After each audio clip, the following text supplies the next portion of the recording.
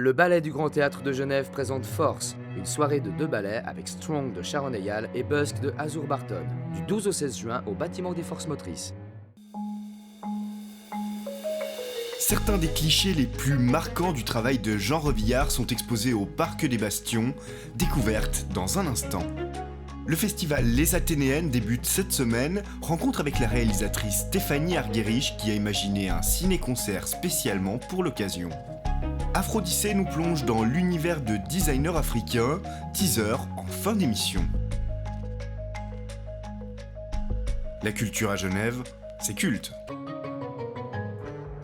Au Parc des Bastions, une série de photographies. Elles sont extraites des travaux personnels de Jean Revillard. On y découvre le style du photographe genevois, connu également pour ses photos de presse et décédé subitement en 2019 à l'âge de 51 ans. Jean Revillard, c'est vraiment un enfant du pays. Il vient donc de Dardanie. C'est là qu'il a commencé à photographier. Il a commencé à photographier les cabanes dans la forêt autour de Dardanie. Et il le dit lui-même que c'est ça ce qu'il a continué en photographiant les cabanes de la jungle de Calais. La jungle de Calais, où son travail sur les camps de migrants a remporté un World Press Award. Il a utilisé les mêmes techniques qu'il avait utilisées dans le photoreportage, ces mêmes images, ces mêmes couleurs très saturées, aussi l'usage du flash pour dépeindre des situations justement qu'on ne veut pas voir en fait, et justement utiliser des techniques finalement pour faire de ces sujets des images qui ne peuvent pas ne pas être vues.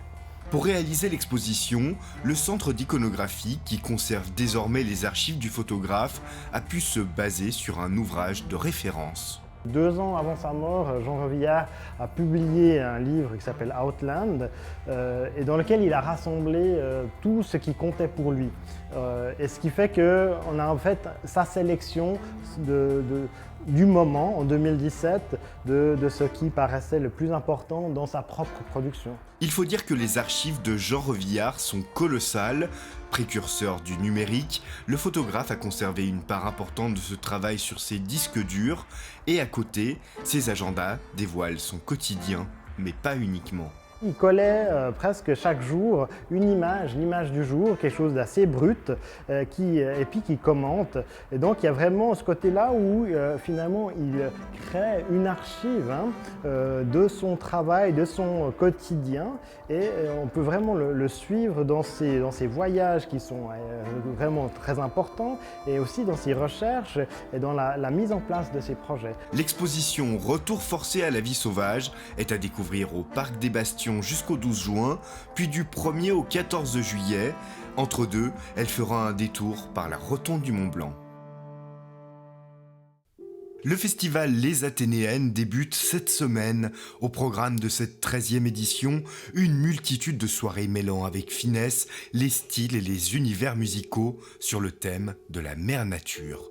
Ce samedi sur la scène de l'Alhambra, la réalisatrice Stéphanie Argerich met en image les notes de son père, le pianiste Stefan Kovacevic. Alors d'abord, il fallait trouver la musique. J'ai écouté des choses et ensuite j'en ai parlé avec mon père. Et c'est lui qui a eu l'idée du Bartók de Night Music, que je ne connaissais pas en fait. Et pourtant, c'est dans un disque qu'il a enregistré avec ma mère à l'époque, donc j'ai un peu honte. Mais c'est une toute petite pièce de 6 minutes. Équipée de son iPhone, la réalisatrice part en quête d'illustration auprès de son père. Chez lui, à Londres, dans son appartement. Je me suis mise un peu dans ce mode d'exploratrice et d'aller chercher des petites perles et des choses qui m'étonnent. Et dans l'univers de mon père, bon, bien sûr, il y a le piano. Et puis, juste à côté du piano, il y a une énorme télévision. Et donc, voilà, quand je pense à mon père, il y a le piano, il y a la grande télévision, il y a sa voiture qu'il aime beaucoup. Et en fait, ces 3 éléments se retrouvent dans ce petit film. Ça, c'était une idée que j'avais à la base, avant d'arriver chez lui, de filmer donc, la météo. Et ce qui est amusant, c'est que ce thème qu'on retrouve dans ces animations, avec des petites gouttes d'eau, des fumées et tout, finalement, c'est quelque chose que j'ai retrouvé après à différents endroits, mais complètement un peu par hasard en fait.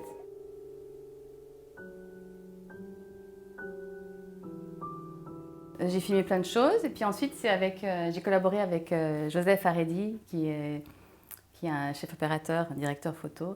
On a regardé tous les rushs. Et puis, d'abord, je me suis dit, je vais aller dans ceux qui me plaisent le plus. Puis on va les poser comme ça sur la timeline. Et on va voir comment ça joue avec la musique. Et puis justement, c'était pas du tout prémédité, qu'est-ce qu'on allait mettre où.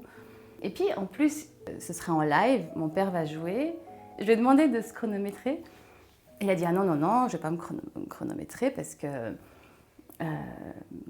le rythme, c'est lié à la sonorité. Et la sonorité, elle est liée à l'acoustique. Et je sais pas dans quelle acoustique je vais me trouver, donc je sais pas à quel rythme je vais jouer. Le ciné-concert de Stéphanie Argerich, accompagné au piano par Stefan Kovacevic, c'est ce samedi sur la scène de l'Alhambra. Ce week-end, la Maison communale de Plainpalais nous fait voyager dans l'univers des cultures et des esthétiques de l'Afrique avec la 7e édition d'Afrodyssée, un événement qui rassemble des créateurs et designers africains venus présenter leurs collections. On va vous présenter 25 différents designers qui viennent de 16 pays africains différents. On va aussi vous présenter des défilés. On va vous présenter un village ici des saveurs qui présentera différents types de gastronomie africaine. Et on organise aussi des débats et des talks, notamment sur l'upcycling, sur toute l'idée du recyclé et de la deuxième vie des vêtements, notamment en Afrique.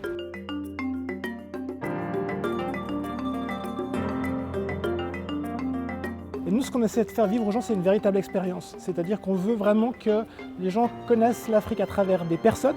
Donc c'est pour ça qu'on réunit des artistes. Eux-mêmes ne se connaissent pas forcément, puisqu'ils viennent de régions et de pays différents d'Afrique. Et c'est vraiment un instantané, le temps d'un week-end, pour à la fois débattre, à la fois présenter des très belles choses à travers des défilés, et aussi rencontrer des artistes et pouvoir leur parler directement. So, like the print that you're seeing, it's called Water Spirit. Nyombo, qui est avec nous aujourd'hui, présente la marque Massamara. Il vient du Rwanda. Et sa particularité, c'est qu'effectivement, il crée des vêtements, mais il est aussi lui-même artiste, c'est-à-dire qu'il crée des œuvres. Il a tout son univers qu'il véhicule à travers un petit peu d'architecture à l'intérieur, mais surtout à travers aussi la mode et les vêtements. Afrodyssée, c'est à vivre jusqu'à dimanche à la Maison communale de Plainpalais.